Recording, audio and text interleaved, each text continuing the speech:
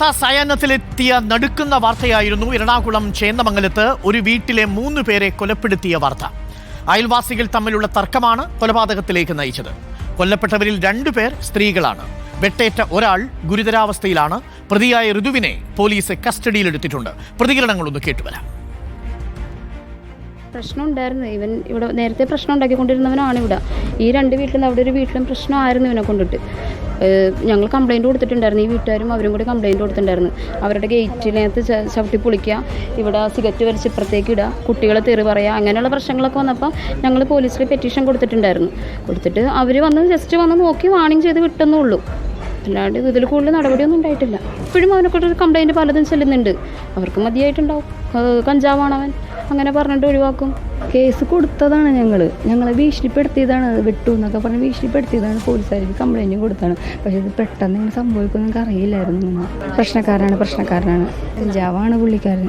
ലഹരി ഉപയോഗിക്കുന്നതാണ്. ഞങ്ങൾ വീട്ടിലെ അച്ഛനമ്മ അടുത്തൊക്കെ പറഞ്ഞ, പക്ഷെ അവരൊരു റെസ്പോൺസ് ഇല്ല. ദാരുണ സംഭവം ഇന്ന് റിപ്പോർട്ട് ചെയ്തത് ഈ വാർത്താ സായാഹ്നത്തിലാണ്. പ്രതിക്കെതിരെ 3 കേസുകൾ നിലവിലുണ്ട്. റൗഡി ലിസ്റ്റിൽ ഉൾപ്പെട്ടയാളുമാണ് പ്രതി ഋതുരാജൻ.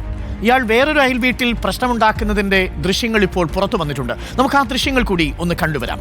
മറ്റൊരു വീട്ടിൽ ഋതു ഇതേപോലെ ഒരു ആക്രമണം അഴിച്ചുവിട്ട ആ ദൃശ്യങ്ങളിലേക്ക്.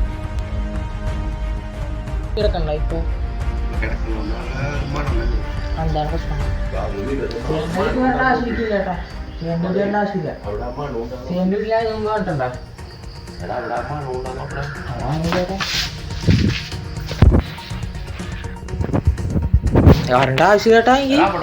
അതെ, പൂച്ചനെ വന്ന് ഞങ്ങളുടെ പൂച്ചനൊന്ന് തല്ലേണ്. എന്താണ് പൂച്ച ഇവിടെ കിടക്കണം. എന്റെ വീട്ടിൽ കിടക്കണ പൂച്ചേട്ടാ. ചേട്ടൻ ഇപ്പൊ ഇവിടെ ഒന്ന് തല്ലുണ്ടാക്കണേ. വീടിന്റെ അകത്ത് ഇതേ ഇവിടെ കിടക്കണത്. അതെ, ഇപ്പൊ പൂച്ച ഇപ്പൊ പട്ടിയുടെ പേരുമ്പോ ഞാൻ ഇപ്പൊ ഇവിടെ വന്ന് ഒച്ചപ്പുണ്ടാക്കണത്. തല്ലാൻ വന്നേക്കാണ്. തല്ലാൻ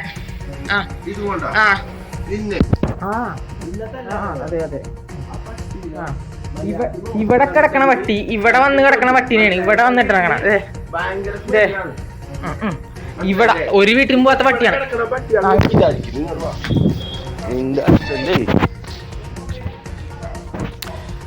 ഇതായിരുന്നു ഋതുദാസിന്റെ നേരത്തെയുള്ള ആക്രമണത്തിന്റെ ദൃശ്യങ്ങൾ. നമുക്കിപ്പം അഞ്ജലി ശ്രീജിതാരാജും അലി അക്ബർ ഷായും ചേരുന്നുണ്ട്. ആദ്യം അഞ്ജലിയിലേക്ക്. അഞ്ജലി, റൗഡി ലിസ്റ്റിൽപ്പെട്ടയാളാണ്. നേരത്തെയും സമാനമായ ആക്രമണം ഉണ്ടാക്കിയിരുന്നു. ലഹരി കടിമയാണെന്ന് പറയുന്നു. എന്താണ് യഥാർത്ഥത്തിൽ സംഭവിച്ചത് അഞ്ജലി? അരുൺകുമാർ, നാടിന് നടുക്കിയ ഈ സംഭവം നടക്കുന്നത് ഇന്ന് വൈകുന്നേരം 6 മണിക്ക് ശേഷമാണ്. അതായത് ഈ വീട്ടിലുള്ളത് ഉഷ, വേണു, വിനീഷ, ജിതിൻ എന്നിവരും ഈ വേണു അതായത് ജിതിന്റെ 2 മക്കളുമാണ്. ഈ സംഭവം നടക്കുന്ന സമയത്ത് ഈ 2 മക്കൾ ഓടി മുറിയിലേക്ക് കയറിയത് കൊണ്ടാണ് അവർ മാത്രം രക്ഷപ്പെട്ടത്. ബാക്കിയുള്ള 4 പേരും, അതിൽ 3 പേർ, അതായത് 2 സ്ത്രീകൾ ഉൾപ്പെടെ ഒരു ഉഷ, വേണു, വിനീഷ എന്നിവർ കൊല്ലപ്പെട്ടു. ഇതിൽ ജിതിൻ ഇപ്പോൾ ഗുരുതരാവസ്ഥയിൽ ആശുപത്രിയിൽ തുടരുകയാണ്. അതായത് ഞെട്ടിക്കുന്ന ഈ സംഭവം നടക്കുന്നത് വൈകുന്നേരം 6 മണിക്കാണ്. ഇതാണ് ആ വീട്. ഈ വീട്ടിലിപ്പോൾ പോലീസിന്റെ എൻക്വയറി നടന്നുകൊണ്ടിരിക്കുകയാണ്. പ്രതി സ്ഥിരമായി ഈ അയൽ വീട്ടുകാർക്ക് മൊത്തം പ്രശ്നമുണ്ടാക്കുന്ന ആളാണ്. ഈ ഋതു കാരണം പലതരത്തിലുള്ള പ്രശ്നങ്ങളാണ് ഈ സമീപവാസികൾ അനുഭവിക്കുന്നത്. നിരന്തരമായി ശല്യപ്പെടുത്തുന്നു. കൂടാതെ ഈ വീട്ടിൽ ഇപ്പോൾ നമ്മൾ നോക്കുകയാണെങ്കിൽ ഈ സ്ഥിരമായി ഇയാൾ പ്രശ്നമുണ്ടാക്കുന്നതിന്റെ ഫലമായിട്ട് ഈ കൊല്ലപ്പെട്ടവരുടെ വീട്ടിൽ CCTV അടക്കമുള്ള സംവിധാനങ്ങൾ ഇവർ വെച്ചത് തന്നെ ഈ പ്രതി നിരന്തരമായി ഇവിടെ ശല്യം ചെയ്തതുകൊണ്ടാണ്. ഗേറ്റ് ചവിട്ടി തുറക്കുക, വീട്ടിലുള്ളവരെ അസഭ്യം പറയുക തുടങ്ങി വലിയ രീതിയിലുള്ള പ്രകോപനങ്ങളാണ് ഇയാൾ ഏർപ്പെടുത്തിക്കൊണ്ടിരുന്നത്.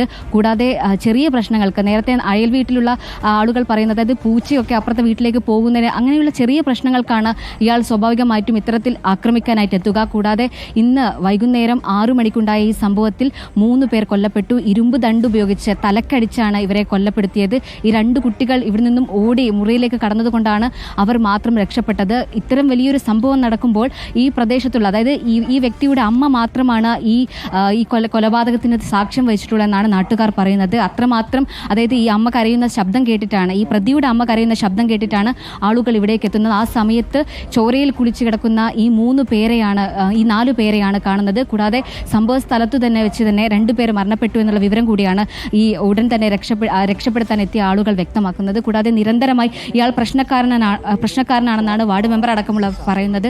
എന്താണ് സംഭവിച്ചത്? ഇയാൾ സ്ഥിരമായിട്ട് ഇത്തരത്തിൽ പരാതി വരാറുണ്ടോ? പരാതി ഉണ്ട്. എക്സൈസ് കേസിലടക്കം പ്രതിയായിട്ടുള്ള കക്ഷിയാണ് ഈ പറഞ്ഞ ഋതു.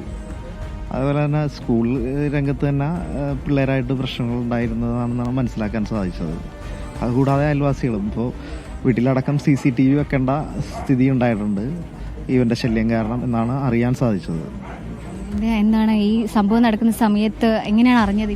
ഞാൻ എറണാകുളത്ത്, ഞാൻ ഡ്രൈവറാണ്. ഞാൻ എറണാകുളത്ത് വണ്ടി ഓടിച്ചുകൊണ്ടിരിക്കുന്നത്. അപ്പോഴാണ് എനിക്ക് ഫോൺ കോൾ വന്നത്. ഞാൻ അങ്ങനെയാണ് അറിഞ്ഞത്. എൻ്റെ മോളുടെ കൂടെ ക്ലാസ്മേറ്റാണ് പുള്ളി. ആരാണ്? എൻ്റെ ഇയാള് ഋതു. അയാള് സ്കൂളിൽ പഠിക്കുന്ന സമയത്ത് എന്തെങ്കിലും അതിനെ പറ്റി എനിക്ക് അറിയില്ല. അവരെ പറ്റി എനിക്ക് മോൾക്ക് അറിയാൻ പറ്റും. സ്ഥിരമായിട്ട് ഇയാൾ പലതരത്തിലുള്ള പ്രശ്നക്കാരനാണ്. കൂടാതെ നിരന്തരമായി പോലീസിൽ പരാതിപ്പെട്ടിട്ടും യാതൊരുവിധ നടപടിയും പോലീസിന്റെ ഭാഗത്തുനിന്നും ഉണ്ടായില്ല എന്നുള്ള വിവരം കൂടി നാട്ടുകാർ പങ്കുവെക്കുന്നുണ്ട്. കൂടാതെ ഇയാൾ സ്ഥിരമായി ഈ വീട്ടിൽ തന്നെ ആക്രമിക്കുന്നതും അല്ലെങ്കിൽ ഇത്തരത്തിലുള്ള പ്രശ്നങ്ങൾ ഉണ്ടാക്കുന്നതിന്റെ ഭാഗമായി വീട്ടിൽ 4 CCTVകളാണ് വെച്ചിട്ടുള്ളത്. എന്നിട്ടും അതായത് സ്ഥിരം പരാതിപ്പെട്ടു തുടങ്ങി പല രീതിയിലുള്ള നടപടികൾ ഉണ്ടായിട്ടും ഇയാളെ പോലീസ് അറസ്റ്റ് ചെയ്യുകയോ നടപടികൾ സ്വീകരിച്ചിട്ടില്ലെന്നാണ് നാട്ടുകാർ പറയുന്നത്. കൂടാതെ ഈ തൊട്ടടുത്ത വീട്ടിലുള്ളവരെ ഇയാൾ ലഹരി മരുന്നുകൾ ഉപയോഗിക്കുന്നുണ്ട്. അതിന്റെ ഭാഗമായിട്ട് രാത്രിയൊക്കെ സിഗരറ്റൊക്കെ വലിച്ച് ഈ വീട്ടിലേക്ക് എറിയാറുണ്ടെന്നും കൂടാതെ സ്ത്രീകളൊക്കെയാണ് തൊട്ടപ്പുറത്തുള്ളത്. നിരവധി പരാതികളാണ് ഇയാൾക്കെതിരെ ഉയരുന്നത്. ക്രിമിനൽ പശ്ചാത്തലമുണ്ട്. ഒരു മതിലിനപ്പുറം അരുൺകുമാർ, അതായത് നമ്മൾ ഈ ഒരു സ്ഥലത്തെ നോക്കുകയാണെങ്കിൽ ഇപ്പോൾ ദൃശ്യങ്ങളിൽ കാണുന്ന പോലെ ഋതു ഇവിടെ 2 വീട്, അതായത് ഈ വീടിന്റെ തൊട്ട് മുമ്പിൽ മറ്റൊരു വീടുണ്ട്, അതിന് തൊട്ടപ്പുറത്താണ്. അതായത് നമുക്ക് നോക്കുകയാണെങ്കിൽ 4 വീടുകളാണ്, 5 വീടുകൾ അടുത്തടുത്താണുള്ളത്. അതിൽ ഈ ഋതുവിന്റെ വീട് എന്ന് പറയുന്നത് ഈ കൊല്ലപ്പെട്ടവരുടെ വീടിന്റെ നേരെ മുൻവശത്തുള്ളതിന്റെ തൊട്ടപ്പുറത്താണ്. അതായത് നമ്മളിപ്പോൾ ഈ അതായത് കൊലപാതകം നടത്തിയ ഋതുവിന്റെ വീട്ടിലേക്കാണ് പോകുന്നത്. ഋതുവിന്റെ വീട് എന്ന് പറയുന്നത് ഇതാണ്. ഈ വീട്ടിന്റെ നേരെ മുൻപിൽ എന്ന് വേണമെങ്കിൽ നമുക്ക് പറയാൻ കഴിയും. അത്രമാത്രം അടുത്താണ്. കൂടാതെ ഈ വീടിന്റെ തൊട്ടപ്പുറത്തുള്ള വീട്ടിലുള്ള ആളുകളുടെ, അതായത് ഈ മതിലിനപ്പുറത്ത് മറ്റൊരു വീടാണ്. ഈ വീട്ടിലുള്ളവർക്ക് സ്ഥിരമായി അയാളെ കൊണ്ട് നമുക്ക് നേരത്തെ നമ്മളോട് സംസാരിച്ച ഒരു ചേച്ചിയുണ്ട്. ആ ചേച്ചി പറയുന്നത് രാത്രി കാലത്തും വലിയ രീതിയിലുള്ള ബുദ്ധിമുട്ടാണ് ഇയാൾ ഉണ്ടാക്കുന്നതെന്നാണ്. ഈ സിഗരറ്റൊക്കെ വലിക്കുന്നു, കൂടാതെ ഫോണിലൊക്കെ മറ്റുള്ളവരെ തെറി പറയുന്ന രീതിയിലുള്ള ഉണ്ട് അരുൺകുമാർ. അതായത് ഋതുവിന് ഒരു സഹോദരിയും അച്ഛനും അമ്മയും ഉണ്ട്. അവരെല്ലാം ഈ വീട്ടിലുണ്ടെന്നാണ് അറിയുന്നത്. പക്ഷെ ആരും പുറത്തേക്ക് വരാൻ തയ്യാറാകുന്നില്ല. എല്ലാവരും വീട്ടിനുള്ളിൽ തന്നെയാണുള്ളത്. പ്രതി ഇപ്പോൾ വടക്കേക്കര പോലീസ് സ്റ്റേഷനിലാണുള്ളത്. പോലീസ് ഇപ്പോൾ, അതായത് SP വൈഭവ് സക്സേന എത്തി ഇൻക്വസ്റ്റ് എല്ലാം പൂർത്തിയാക്കിക്കൊണ്ടിരിക്കുകയാണ്. ഈ പോലീസ് തന്നെ വ്യക്തമാക്കുന്നുണ്ട് ഇയാൾ ഗുണ്ടാ ലിസ്റ്റിൽ ഇടം നേടിയ ആളാണ്. കൂടാതെ